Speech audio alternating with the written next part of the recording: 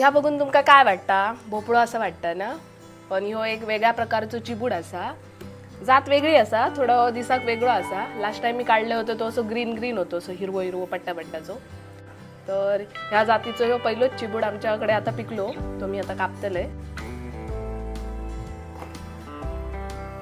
ही ना भोपळ्यासारखी अशी वेगळीच जात असा. त्याचे बिये मी आता काढून ठेवते, म्हणजे पुढच्या वर्षी आमका ते परत पेरूक मिळतील. आणि आम्ही कसे साठवून ठेवतो ना, ते पण तुमका मी दाखवते.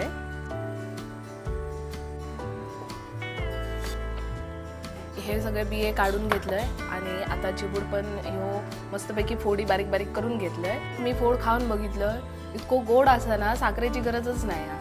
तरी पण माझ्या पप्पांना साखर घालून असं खूप आवडतात. थोडीशी मी टाकते आता त्यात.